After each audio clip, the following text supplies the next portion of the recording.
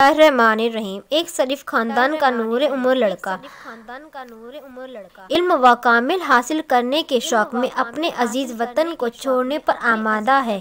وہ اپنی ضعیف ماں سے عرض کرتا ہے کہ اگر آپ اجازت دیں تو میں ایک قافلے کے ساتھ سفر کرنا چاہتا ہوں جو عنقریب ہمارے ملک کی سلطنت کو جانے والا ہے، کیونکہ میں سنتا ہوں کہ اس بڑے شہر میں ہر قسم کا علم والے لوگ موجود ہیں اور وہاں ہر علم کا چرچا ہے۔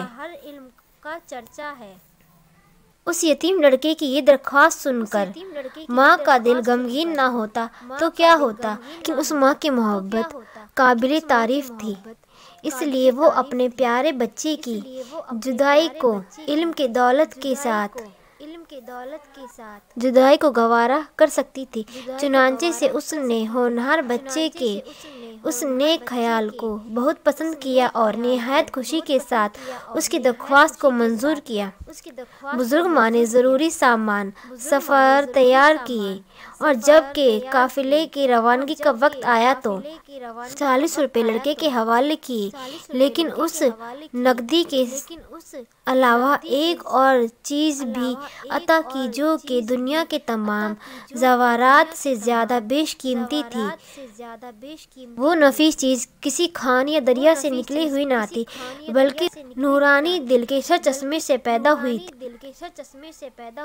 پیاری چیز یہ نصیحت تھی کہ میرے پیارے بچے، ہمیشہ سچ بولو، اپنے دل، زبان اور ہاتھ کو سچ کے ساتھ رکھو، ایسا ہی خوف و خطرہ پیش آئے، سچ بات پر ہمیشہ ثابت قدم رہنا۔ اب تم مجھ سے عہد کرو گے کہ تم عمل کرو گے۔ اس شہادت مند لڑکے نے مہربان ماں کی باتیں غور سے سنی اور سچے دل سے عہد کیا کہ میں کسی حال میں اس کی خلافت نہ کروں گا۔ یہ کہہ کر سلام رخصت کیا اور قافلے کے ہمراہ ہو گیا۔ شاید قافلے نے ابھی 2-3 ہی منزلیں طے کی تھی کہ اس نوعمر لڑکے کی آزمائش کا وقت آ پہنچا۔ ناگوارا ایک گروہ کا سامنا ہوا۔ اہلِ قافلہ ان گروہ کا مقابلہ نہ کر سکا۔ ہر ایک شخص خوف زدہ ہو گیا اور کچھ نہ کر سکے۔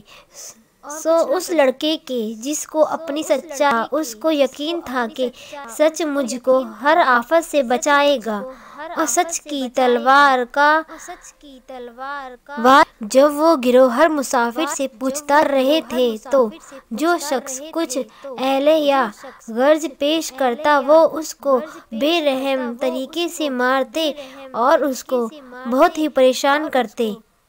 اس گروہ میں سے ایک آدمی نے اس لڑکے سے سوال کیا کہ جو کچھ تیرے پاس ہے بیاں کرو۔ لڑکے نے بے تامل اپنے روپے کی تدبیر اس کو بتا دی۔ اس دلیری نے اس لڑکے کے سچے جواب نے ان گروہ کے لوگوں کو سوچ میں ڈال دیا۔ پھر سب نے ایک ایک کر کے اس سے سوال کیا، لیکن لڑکے نے وہی جواب سچائی کے ساتھ دیا۔ آخرکار سارے گروہ کے لوگوں نے تمام مال و نعمت کو اکٹھا کرنے کے لیے ایک مقام پر جمع ہوئے۔ اس وقت اپنے سردار سے لڑکے کا واقعہ بیان کیا۔ اس کو یہ بات ایسی عجیب معلوم ہوئی کہ فوراً اس لڑکے کو طلب کیا کہ خود سارا ماجرا خود دریافت کرنے لگا۔ جب اس نے معلوم کیا کہ وہ عجیب لڑکا اپنے عہد پر ایسا ثابت قدم ہے اور اپنی مہربان ماں تعظیم کرتا ہے تو اس کی حالت میں ایک بڑی تبدیلی پیدا ہو گئی۔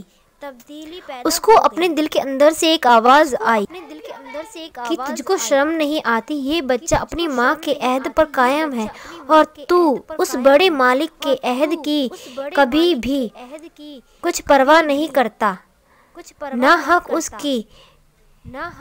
اس کی مخلوقات کو ستاتا ہے اور غارت کرتا ہے۔ اس آواز کو سنتے ہی اس گروہ کے سردار نے اپنے سارے سے فوراً توبہ کی اور اس کے تمام رفیقوں نے بھی اس کا ساتھ دیا۔